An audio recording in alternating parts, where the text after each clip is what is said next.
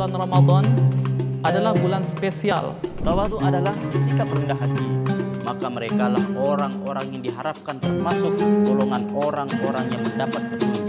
Khusus untuk muslimah, kaum perempuan, mereka digaji dengan 3 syarat.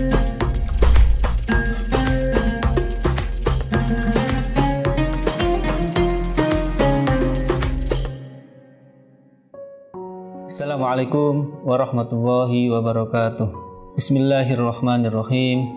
Alhamdulillahirabbil alamin.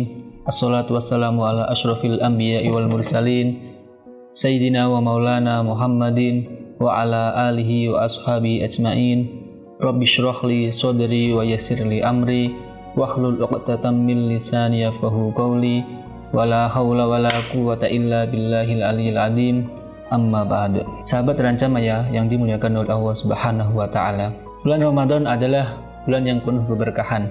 Bulan yang kita bisa sebut dengan Syahrul Quran atau bulannya Al-Quran, atau kita bisa juga sebut dengan Syahrus Shadaqah atau bulannya berbagi, atau bulannya bersedekah. Selain kita memperbanyak amal ibadah di bulan suci Ramadan, kita juga harus mengimbangi amalan-amalannya dengan bersedekah, baik untuk orang-orang yang fakir, orang-orang yang membutuhkan, ataupun anak-anak yatim dan lain sebagainya.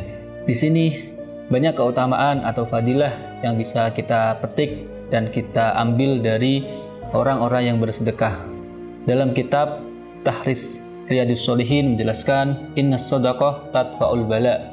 Sesungguhnya sedekah dapat menolak balak. Nah, yang patut kita garis bawahi di sini adalah orang-orang yang bersedekah di jalan Allah Subhanahu wa taala, fa insyaallah akan dijauhkan dari segala mara bahaya.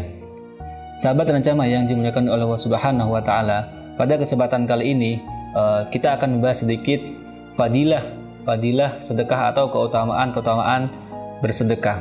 Fadilah yang pertama adalah sedekah dapat menghapuskan dosa. Sebagaimana dari Mu'az bin Jabal radhiyallahu anhu, Rasulullah Muhammad sallallahu alaihi wasallam bersabda, "As-shadaqatu tudfi'ul khati'ata kama yudfi'ul ma'un nar." Sedekah dapat menghapuskan dosa sebagaimana air memadamkan api. Di sini dijelaskan bahwasanya seseorang apabila bersedekah di jalan Allah Subhanahu wa taala, kemudian beliau benar-benar bertaubat atas apa yang pernah ia lakukan, kesalahannya, fa insyaallah akan dihapuskan dari segala dosa-dosanya. Fadilah yang kedua adalah orang yang bersedekah akan mendapatkan naungan di hari akhir. Sebagaimana Rasulullah SAW pernah mengatakan atau pernah menceritakan tentang 7 jenis manusia atau 7 golongan orang-orang yang akan mendapatkan naungan di hari akhir.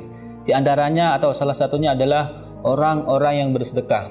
Diriwayatkan dalam hadis At-Tabrani menjelaskan, innama yastadillul mu'minuna yaumal qiyamati fi dilli shadaqatihim. Sesungguhnya orang mukmin akan mendapatkan naungan di hari akhir di dalam naungan sedekahnya. Jadi apabila kita bersedekahkan sebagian harta kita, fa insyaallah akan mendapatkan ampunan atau mendapatkan naungan di hari kiamat nanti. Kemudian fadilah yang nomor 3 adalah sedekah menambah keberkahan pada harta kita. Rasulullah Muhammad SAW pernah bersabda, ma naqasat shadaqatun mim malin wa ma zadahu abdan bi afin illa izzah. Harta tidak akan berkurang dengan sedekah, dan seorang hamba yang pemaaf pasti akan Allah tambahkan kewibawaan baginya. Nah, apa yang dimaksud dengan harta tidak akan berkurang? Dalam kitab Syarah Sahih Muslim, Imam An-Nawawi menjelaskan, para ulama menyebutkan bahwa yang dimaksud di sini mencangkup 2 hal tentang keberkahan harta kita. Yang pertama, hartanya diberkahi dan dihindarkan dari bahaya. Yang kedua adalah secara zatnya harta tersebut berkurang, akan tetapi harta tersebut itu dilipat gandakan oleh Allah Subhanahu wa taala baik di dunia maupun di akhirat. Itulah fadilah yang nomor 3. Kemudian fadilah yang nomor 4 adalah Allah melipat gandakan pahala orang yang bersedekah. Allah berfirman dalam surat Al-Hadid ayat ke-18, innal musaddiqina wal musaddiqati fa aqradu wa qardan hasana yudha'afu lahum wa lahum ajrun karim. Sesungguhnya orang-orang yang bersedekah baik laki-laki maupun perempuan dan meminjamkan hartanya kepada Allah pinjaman yang baik, yudha'afu lahum, niscaya akan dilipat gandakan ganjarannya. Walahum ajrun karim, dan bagi mereka pahala yang banyak. Di sini sudah dijelaskan dan sudah termaktub di dalam Al-Qur'an surat Al-Hadid bahwasanya Allah akan mengganti sedekah orang-orang yang meminjamkan hartanya kepada Allah Subhanahu wa taala. Itulah fadilah yang nomor 4. Kemudian fadilah yang nomor 5 adalah sedekah dapat membebaskan dari siksa kubur. Dijelaskan dalam hadis At-Tabrani, innas shadaqah la tudfi'u an ahliha harrul kubur. Sedekah dapat memadamkan panasnya siksaan kubur. Sebagaimana disebutkan sebelumnya, sedekah mampu menghapuskan dosa-dosa kita, maka dengan sedekah pula kita bisa terhindar dari api neraka. Mengingat pahala berlipat ganda yang didapatkan serta dihapuskannya dosa-dosa kita, maka alangkah baiknya diri kita agar tidak terlena dari harta yang pernah kita miliki. Rasulullah Muhammad SAW pernah bersabda, jauhkan dirimu dari api neraka walaupun bersedekah hanya sebutir kurma.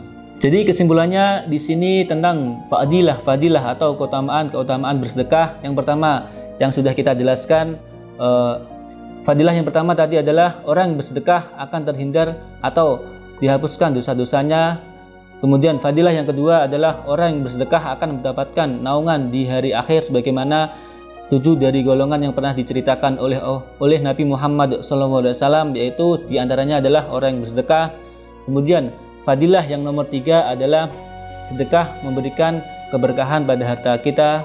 Yang nomor 4 adalah Allah melipat gandakan pahala orang yang bersedekah di jalan Allah. Dan yang terakhir adalah fadilah yang nomor 5 atau keutamaan yang bersedekah yang nomor 5 adalah sedekah dapat membebaskan dari siksa kubur. Itulah tadi beberapa fadilah atau keutamaan orang-orang yang bersedekah. Sebenarnya masih banyak tentang keutamaan bersedekah. Insyaallah akan kita bahas kembali di pertemuan yang akan datang. Mungkin cukup dari saya. Ihdinas shiratal mustaqim. Wassalamualaikum warahmatullahi wabarakatuh. Cahaya Rancamaya Islamic Boarding School.